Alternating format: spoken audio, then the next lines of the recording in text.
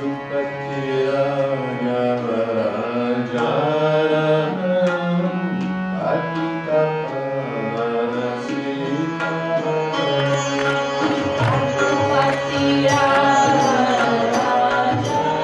everyone, and welcome to Link's Broadcast. Today on Link's Broadcast, I want to talk to you briefly about the birth of yoga in the Western world. To be with you all, as this is not something like an ordinary Yoga was festival brought in where you its don't see the full-fledged promoters. form with Hatha Yoga, Bhakti Yoga, Karma Yoga, Jnana Yoga. If you want to know what The these money yogas behind are, them and gone, you know. Here we are. just follow the link you'll see at the bottom of the screen. And he brought that to the West in 1957. He first landed in San Francisco from India. His teacher, Swami Sivananda, sent him to the West to bring yoga with 10 rupees in his pocket. And that's exactly what he did. So he lands in San Francisco 1957, travels around the USA for 2 years, and eventually decides to open his first yoga center in Montreal, Quebec, Canada, my hometown. In 1962, just a few years later, he opens the first full-fledged yoga ashram in the Western world. And that's where I met him. In 1971, I was a teenager, and that's where my yoga journey started. The sounds and images you're going to see now are from the 1970 Peace Festival at the Sivananda Yoga Ashram, International Headquarters in Valmorin, Quebec.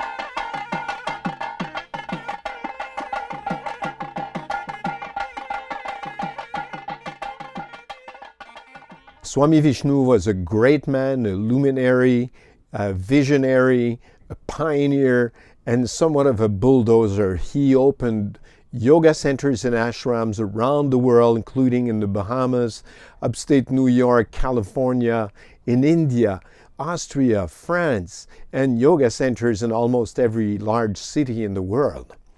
Today, the Sivananda organization has trained more than 35,000 yoga teachers.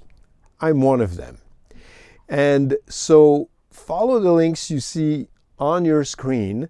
You'll discover more about the Sivananda Yoga Center in Vancouver at sivanandayoga.ca and about the Sivananda organization worldwide at sivananda.org. As you know, Link's Broadcast has a double, if not a triple mission, which is yoga, wildlife, and healthy lifestyles. So, yoga, done. Wildlife. I am producing a short documentary right now on the Vancouver Aquarium, whose mission is to save sea animals, mammals, and fish from death when they have been wounded by fishing nets, propellers, and whatever else there is out there that can harm animals. And so I would like you to follow the link there, and if you feel like it, make a donation to the aquarium. They're self-sustained, they're doing wonderful work, and I'll leave you with a short clip from CEO Dr. John Nightingale, who tells us about how otters eventually made a comeback in BC. That is, sea otters. Sea otters were unknown to the world until maybe the early 1700s when the explorers came. They found these fuzzy floating things with these amazing fur coats. And it only took 10 years to discover that if you took a load of sea otter skins to China, you got rich really quick. And so sea otters were hunted off our coast all the way up to the Aleutian Islands. And later in the 1930s, scientists discovered there was a remnant population near Monterey, California, and that's been protected and grown into what they call the southern sea otter population. Sea otters were transplanted by Dr. Kenyon down our coast in 1966 from Alaska to the BC coast, the Washington coast, and the Oregon coast. The Oregon coast population didn't succeed.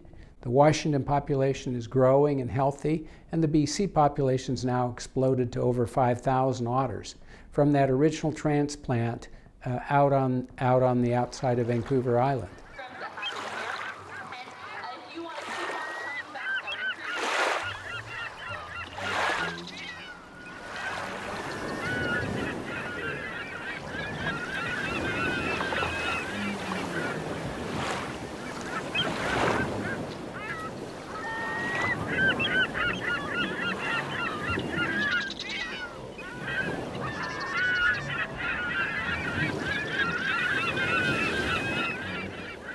So you've seen a beautiful false killer whale, which is a dolphin.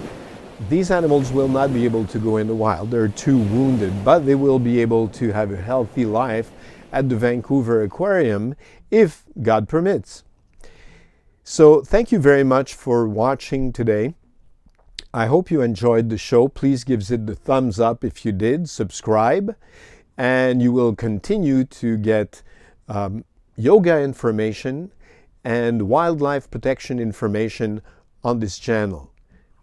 Have a very nice day and see you soon.